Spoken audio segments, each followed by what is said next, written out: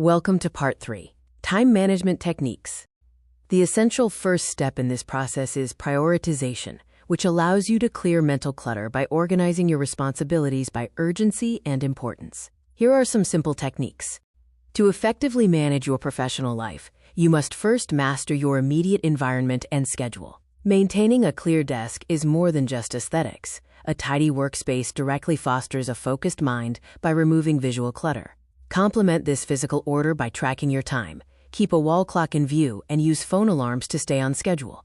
By maintaining a daily list of prioritized tasks identified during your self-study, you ensure that your energy is always directed toward your most impactful goals. Sustainable productivity also requires clear interpersonal management and self-discipline.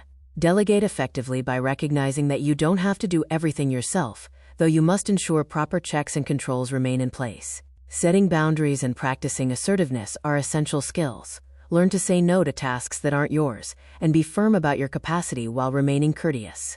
When setting goals, always use SMART deadlines: specific, measurable, achievable, realistic, and time-bound, to ensure clarity. Finally, protect your personal time by scheduling family and private events in your diary. Missing irreplaceable life events is a cost you can never recover. Efficient report reading. Focus on the executive summary.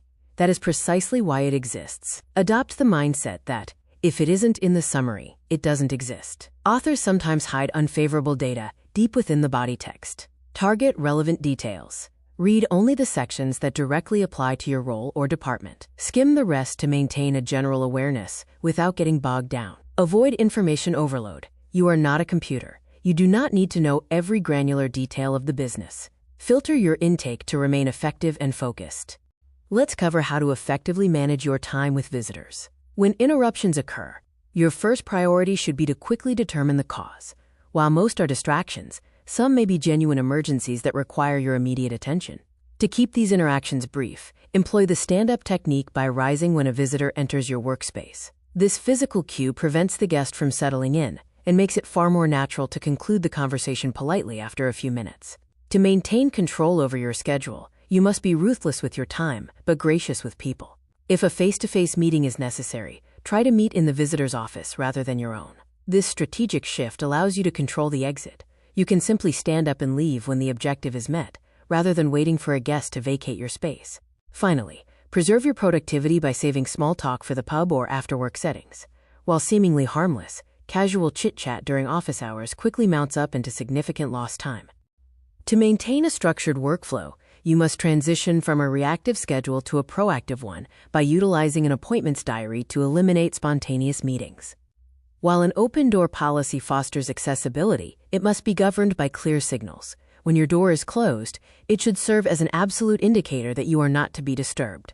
By establishing these physical and digital boundaries, you protect the deep work sessions necessary for high-level tasks. Furthermore, recognizing your own social dynamic is key to time management, as some personalities naturally become magnets for casual drop-ins. You must be explicit about your availability, making it clear who you will see and when, to prevent your office from becoming a hub for non-essential chatter. If you have the benefit of a secretary or administrative assistant, empower them to screen and field visitors. This allows them to act as a vital filter, ensuring that only the most urgent or scheduled matters reach your desk. Telephone calls are a primary source of distraction, as a seemingly quick message can easily spiral into a lengthy, unplanned conversation that breaks your concentration. To regain control, you must filter and field your incoming alerts. Remember that you do not need to answer every ring, especially if the matter doesn't require your direct input and can be delegated to a more appropriate team member. Before picking up the handset to dial out, always evaluate the necessity of the call to determine if the matter could be handled more efficiently through a brief email or instant message. To protect the flow of your deep work sessions, it is highly effective to batch your calls into designated time blocks throughout the day. This practice prevents constant interruptions and allows you to handle all outgoing communication in one focused burst, rather than scattering them across your schedule. By treating your phone as a tool to be used on your terms rather than a constant demand for your attention, you can significantly increase your daily output. To ensure your outgoing communication is as efficient as possible, always use a call agenda by noting your key points before dialing. Checking these off as you go ensures you cover all necessary topics in a single conversation, effectively eliminating the need for fragmented callbacks later in the day. By staying time-conscious throughout the duration of the call, you can prevent brief updates from spiraling into major time sinks that derail your afternoon. While building professional relationships is vital, you should structure your networking by allocating specific windows of time for rapport building. Outside of these designated periods, aim to keep your conversations concise and polite to protect your productivity. This disciplined approach allows you to remain a valued collaborator without sacrificing the deep work time required to complete your most important tasks. Emails are an incredibly efficient communication tool, yet they frequently lead to the trap of over-communication. Inboxes often overflow with CC'd messages that lack direct relevance, each one siphoning away your time and mental energy. To combat this, you should automate your inbox by setting up email rules that divert routine or low-importance messages into separate folders, allowing you to review them at your leisure rather than as they arrive. By practicing a scan and rank approach, you can quickly evaluate subject lines and senders to determine your response order before diving into the content. Prioritize direct action by focusing on emails sent specifically to you, treating those where you are merely copied in as lower priority items. Finally, aim to touch each email only once, read the message, decide on the necessary action immediately, and avoid dwelling on it or printing it unless it is absolutely essential for your records.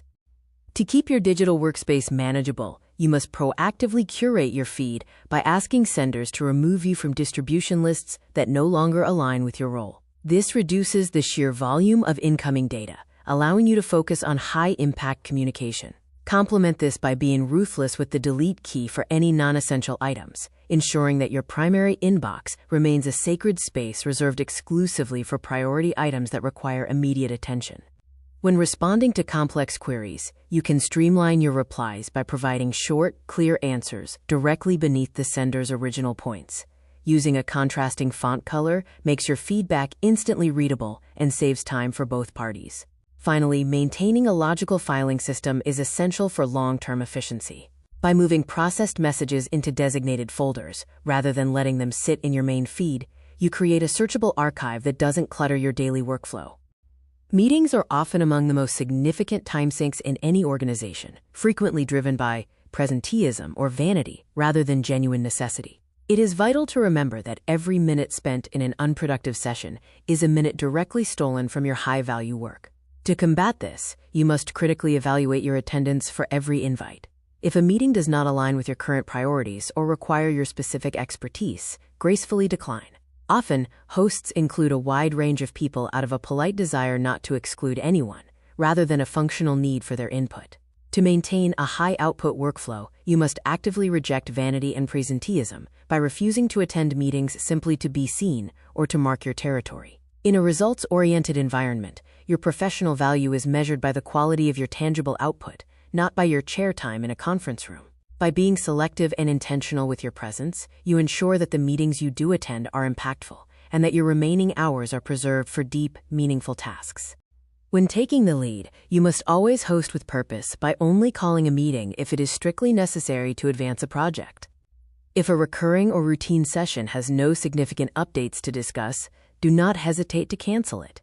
Your colleagues will likely appreciate the return time. To ensure the discussion remains focused, curate the guest list by inviting only the essential participants needed for decision-making, rather than a broad group that might dilute the conversation's efficiency. Effective facilitation also requires you to manage and plan with a firm hand. By following a strict, pre-distributed agenda, you can prevent sidebar conversations or unrelated interruptions from derailing the flow of the session.